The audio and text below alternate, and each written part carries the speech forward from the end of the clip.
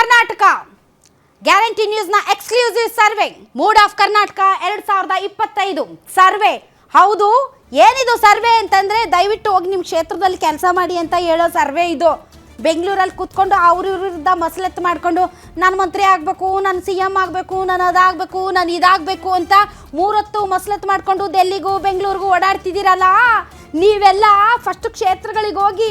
ಯಾಕೆಂದರೆ ನಿಮ್ಮ ಕ್ಷೇತ್ರದ ಜನ ಏನು ಹೇಳ್ತಾ ಇದ್ದಾರೆ ಅಂತ ನಾವು ಇವತ್ತು ಈ ಮೂಡ್ ಆಫ್ ಕರ್ನಾಟಕದಲ್ಲಿ ನಿಮ್ಮ ಮುಂದೆ ಇಡ್ತೀವಿ. ಒಟ್ಟು ಕರ್ನಾಟಕವನ್ನು ನಾವು ಎಷ್ಟು ಭಾಗಗಳಾಗಿ ಈ ಸರ್ವೆಯಲ್ಲಿ ವಿಂಗಡಿಸಿದ್ದೀವಿ ಸತೀಶ್? 6 ಭಾಗ. ಎಸ್. ಒಂದು ಬೆಂಗಳೂರು ಸಿಟಿ ಮತ್ತೆ ಬೆಂಗಳೂರು ಗ್ರಾಮಾಂತರ ಸೇರಿ ಬೆಂಗಳೂರು ವಿಭಾಗ ಎಷ್ಟು 32 ಕಾನ್ಸ್ಟಿಟ್ಯೂನ್ಸಿ.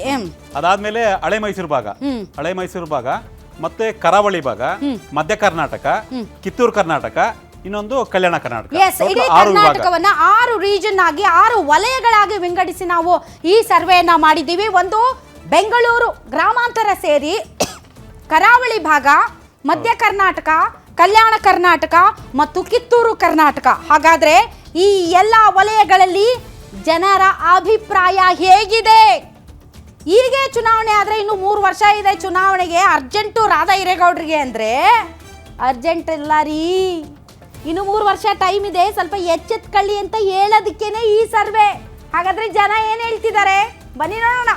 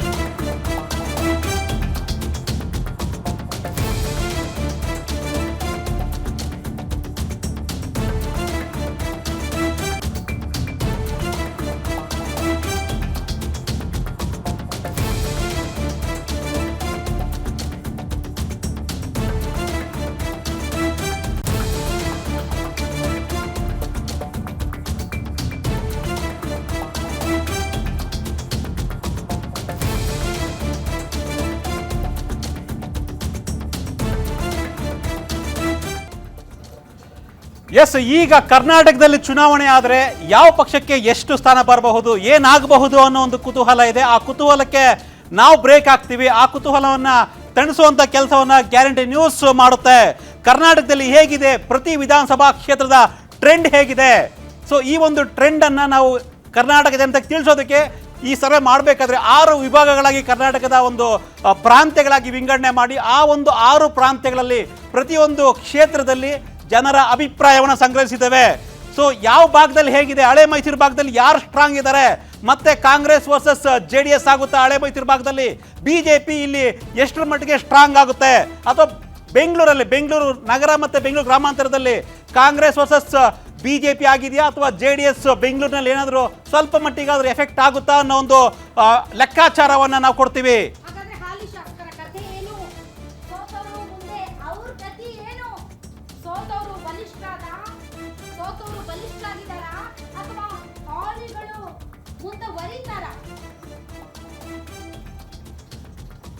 ಎಸ್, ಈಗ ಏನು 224 ಶಾಸಕರಿದ್ದಾರೆ. ಕಳೆದ ಬಾರಿ ಸೋತಂತಹ ಅಭ್ಯರ್ಥಿಗಳು ಏನು ಮಾಡ್ತಿದ್ದಾರೆ, ಈಗ ಕ್ಷೇತ್ರಕ್ಕೆ ಹೋಗಿದಾರ, ಕ್ಷೇತ್ರದಲ್ಲಿ ಸೋತರು ಕೂಡ ಆಕ್ಟಿವ್ ಆಗಿದ್ದಾರೆ. ಈಗಲೂ ಕೂಡ ಜನರ ಜೊತೆ ಈಗಲೂ ಕೂಡ ಕಾಂಟ್ಯಾಕ್ಟ್ ಆಗಿದ್ದಾರೆ. ಜನರ ಸಮಸ್ಯೆಗಳಿಗೆ ಸೋತಂತಹ ಮಾಜಿ ಶಾಸಕರು ಅಥವಾ ಸೋತಂತಹ ಅಭ್ಯರ್ಥಿಗಳು ಈಗಲೂ ಕೂಡ ಸ್ಪಂದಿಸ್ತಾ ಇದ್ದಾರೆ. ಕ್ಷೇತ್ರವನ್ನು ಬಿಟ್ಟಿಲ್ವಾ?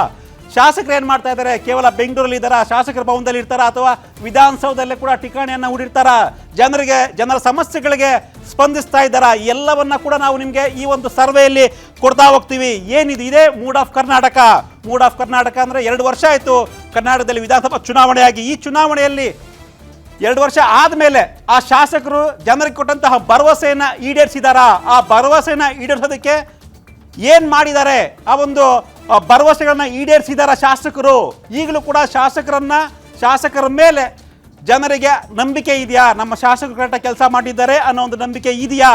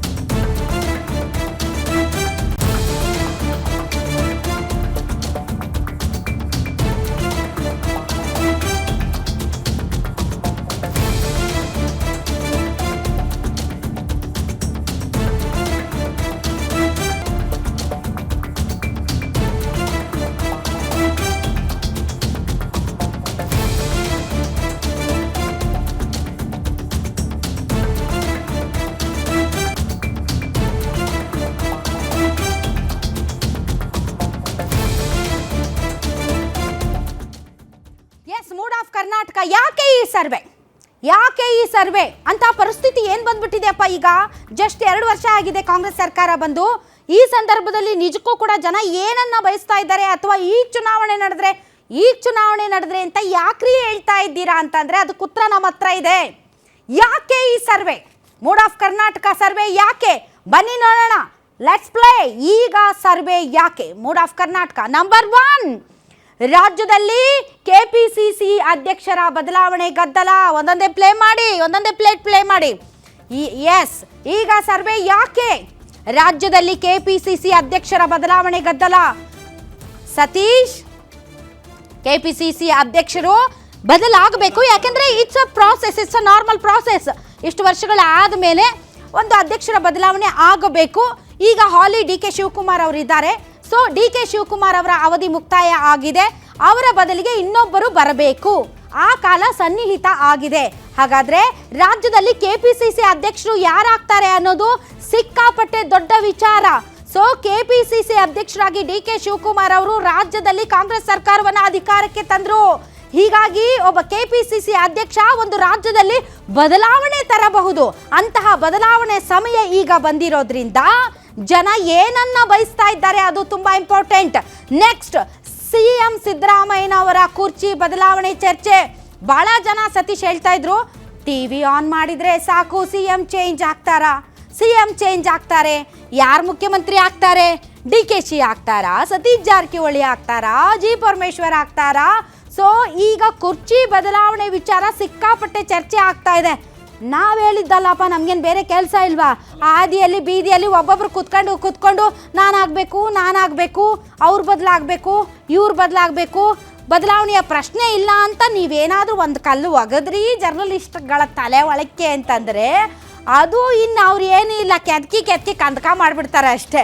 ಕಾಂಗ್ರೆಸ್ ಸರ್ಕಾರಕ್ಕೆ 136 ಸ್ಥಾನ ಇದ್ರೂ ಕೂಡ ಈ ಎರಡು ವಿಚಾರದಲ್ಲಿ ಸಾಕಷ್ಟು ಚರ್ಚೆ ಆಗ್ತಾ ಇದೆ.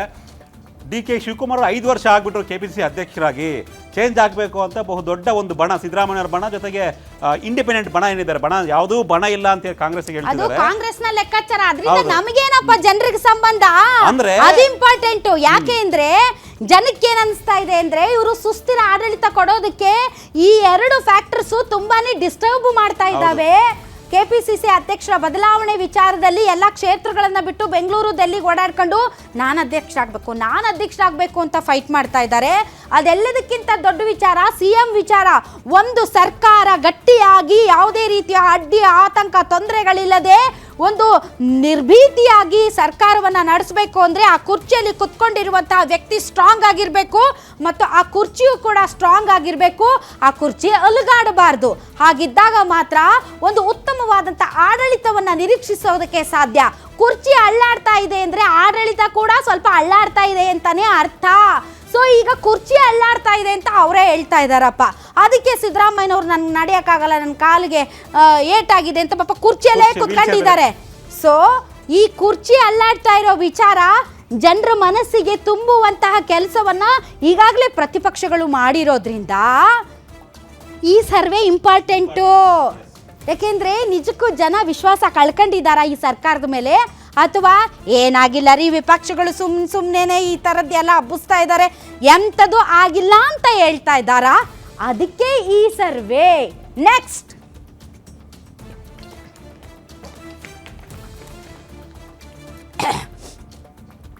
ಎಸ್, ಮುಂದಿಂದು ಈಗ ಕಾಂಗ್ರೆಸ್ನ ಗೊಂದಲ ಆಯಿತು. ಈಗ ಬಿಜೆಪಿಯಿಂದ ಯತ್ನಾಳ್ ಉಚ್ಚಾಟನೆ ಆಗಿದೆ. ಈಗಾಗಲೇ ದೊಡ್ಡ ಮಟ್ಟದ ಚರ್ಚೆ ಆಗ್ತಾ ಇದೆ. ಬಿಜೆಪಿಯಿಂದ ಯತ್ನಾಳ್ ಉಚ್ಚಾಟನೆ ಆದಮೇಲೆ ಬಿಜೆಪಿಯಲ್ಲಿ ಏನೆಲ್ಲ ಎಫೆಕ್ಟ್ ಆಗಬಹುದು ಅಂತ. ಜೊತೆಗೆ ರಾಜ್ಯದಲ್ಲಿ ಬಿಜೆಪಿಯಲ್ಲಿ ಲೀಡರ್ ಯಾರು? ವಿಜೇಂದ್ರ ಈಗ ರಾಜ್ಯಾಧ್ಯಕ್ಷರಾಗಿದ್ರು ಕೂಡ ರೆಬಲ್ ಟೀಮ್, ಯತ್ನಾಳ್ ಟೀಮ್ ದೊಡ್ಡ ಮಟ್ಟದ ಹೋರಾಟಗಳು ಮಾಡ್ತಾ ಇದ್ರು. ನಾವು ಒಪ್ಕೊಳ್ಳೋದಿಲ್ಲ ಅಂತ ಹೇಳ್ತಾ ಇದ್ರು. ಒಂದ್ ಕಡೆ ಅಶೋಕ್ ಪ್ರತಿಪಕ್ಷ ನಾಯಕರು, ವಿಜೇಂದ್ರ ಬಿಜೆಪಿ ರಾಜ್ಯಾಧ್ಯಕ್ಷರು, ಇಷ್ಟಿದ್ರೂ ಕೂಡ ಯತ್ನಾಳ್ ರೆಬಲ್ ಟೀಮ್ ಡಿಸ್ಟರ್ಬ್ ಮಾಡ್ತಾನೆ ಇದ್ದಾರೆ.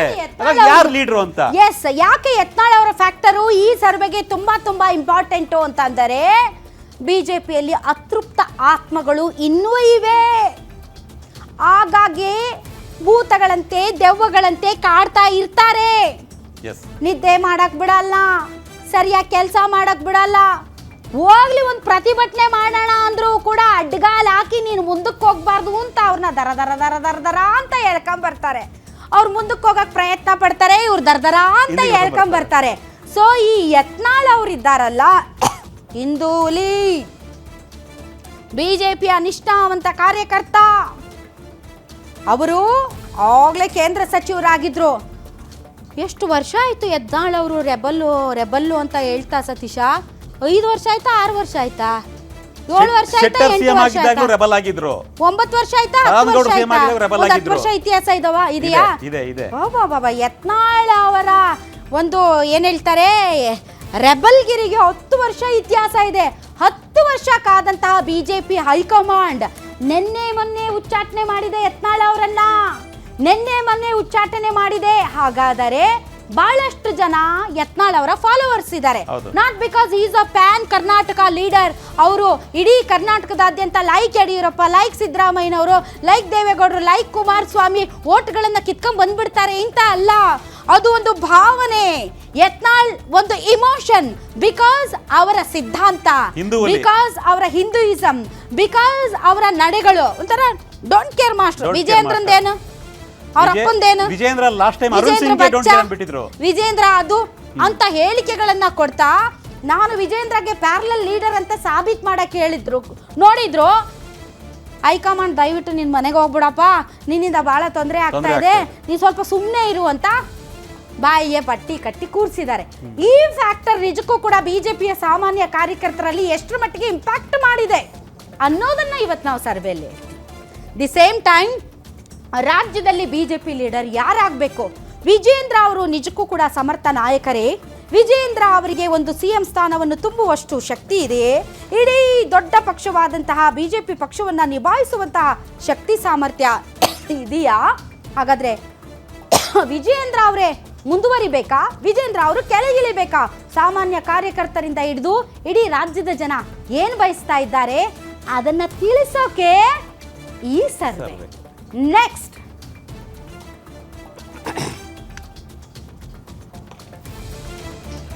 ಬಾಬಾ ಇದಂತೂ ಹನಿ ಟ್ರ್ಯಾಪ್ ಕೇಸ್.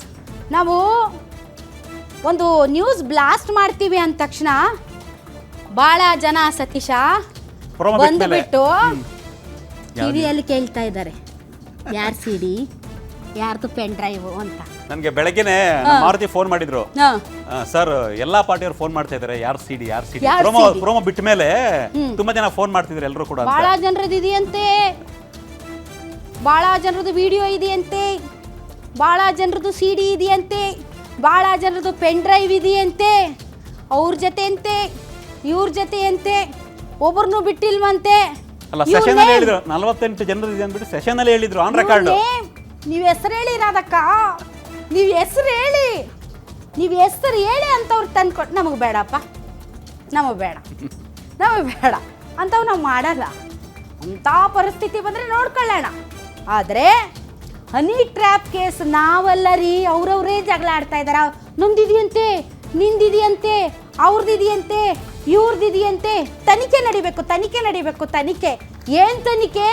ನಮ್ದು ಕೂಡ ಹನಿ ಟ್ರ್ಯಾಪ್ ಏನಾದರೂ ಇದೆಯಾ ಅಂತ ಅವ್ರವರೇ ತನಿಖೆ ಮಾಡ್ತಾರೆ. So sad. ಅವ್ರವ್ರೇ ಹನಿ ಟ್ರ್ಯಾಪ್ ಅವ್ರವರೇ ತನಿಖೆ ಮಾಡ್ಕೊತಾರಂತ. ಏನದು ವಿಚಾರ?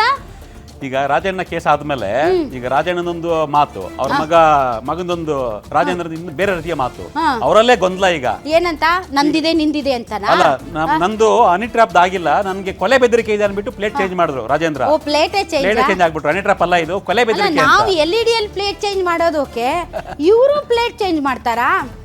ಈಗ ಒಂದಂತೂ ಸತ್ಯ, ಹನಿ ಟ್ರ್ಯಾಪ್ ವಿಚಾರ ಜನರಲ್ಲಿ ಇಷ್ಟು ನಿದ್ದೆಗೆಡಿಸಿದೆ ಅಂತಂದ್ರೆ ಜನರಿಗೆ ಕೆಟ್ಟ ಕುತೂಹಲ.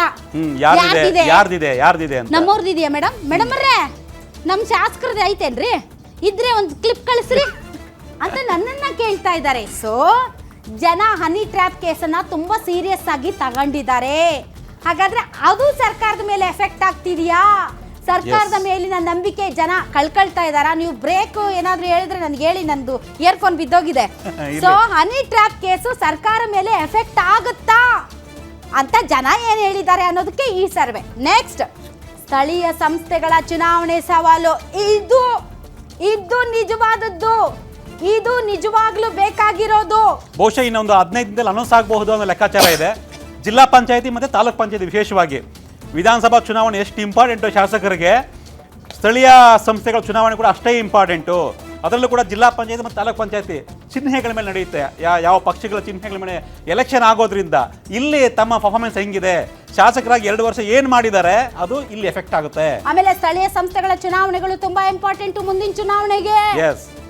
ಈ ಚುನಾವಣೆಗಳ ಫಲಿತಾಂಶ ಮುಂದಿನ ವಿಧಾನಸಭೆ ಚುನಾವಣೆಯ ಫಲಿತಾಂಶದ ಮೇಲೆ ಪರಿಣಾಮ ಬೀರುತ್ತೆ. ಹಾಗಾಗಿ ಎಲ್ಲ ಪಕ್ಷಗಳು ಸ್ಥಳೀಯ ಸಂಸ್ಥೆಗಳಲ್ಲಿ ತನ್ನದೇ ಪ್ರಾಬಲ್ಯವನ್ನ ಸಾಧಿಸೋದಕ್ಕೆ ಶತಾಯ ಗತಾಯ ಪ್ರಯತ್ನವನ್ನ ಪಡೋದ್ರಿಂದ ಸ್ಥಳೀಯ ಸಂಸ್ಥೆಗಳ ಚುನಾವಣೆಗಳು ಹೊಸ್ತಿಲಲ್ಲೇ ಇರುವುದರಿಂದ ಈ ಸರ್ವೆ ತುಂಬಾ ಇಂಪಾರ್ಟೆಂಟ್. ಯಾರ್ಯಾರು ಸ್ಥಳೀಯ ಸಂಸ್ಥೆಗಳಲ್ಲಿ, ಪಂಚಾಯಿತಿಗಳಲ್ಲಿ ಸೇರಿದಂತೆ ಪುರಸಭೆ, ನಗರಸಭೆಯಲ್ಲಿ ನಾವು ಮೆರಿಬೇಕು ಅಂತ ಕಾಯ್ತಾ ಇದ್ದೀರಲ್ಲ, ನೀವು ನೋಡಬೇಕು ಈ ಸರ್ವೆನ.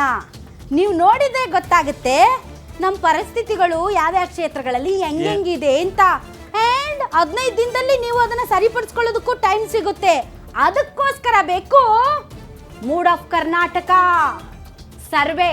ನೆಕ್ಸ್ಟ್ ಬ್ರೇಕ್ ಹೋಗೋಣ, ಒಂದು ಬ್ರೇಕ್ ಹೋಗೋಣ. ಇನ್ನೂ ಬಹಳ ಇದೆ ಸರ್ವೆ. ಯಾಕೆ ಅನ್ನೋದಕ್ಕೆ ಇನ್ನೂ 5-6 ಪಾಯಿಂಟ್ಸ್ ಇವೆ. ನಿಮ್ಮನ್ನ ಕನ್ವಿನ್ಸ್ ಮಾಡಬೇಕಲ್ಲ ವೀಕ್ಷಕರೇ. ಸೊ ಈಗ ಒಂದು ಪುಟ್ಟ ಬ್ರೇಕ್ ತಗೊಳ್ತೀವಿ. ಬ್ರೇಕ್ನ ನಂತರ ನಾವು ಕೇಳಿದ ಪ್ರಶ್ನೆಗಳು, ಜನರು ಕೊಟ್ಟ ಉತ್ತರಗಳು, ಪ್ರತಿಯೊಂದು ಕ್ಷೇತ್ರಗಳಲ್ಲಿ ಜನ ಏನು ಬಯಸ್ತಾ ಇದ್ದಾರೆ ಅನ್ನೋದರ ಕಂಪ್ಲೀಟ್ ಡೀಟೇಲ್ಸ್ ಅನ್ನ ನಾನು ಮತ್ತು ಸತೀಶ್ ತಗೊಂಡು ಬರ್ತೀವಿ ಆಫ್ಟರ್ ಅ ಸ್ಮಾಲ್ ಬ್ರೇಕ್.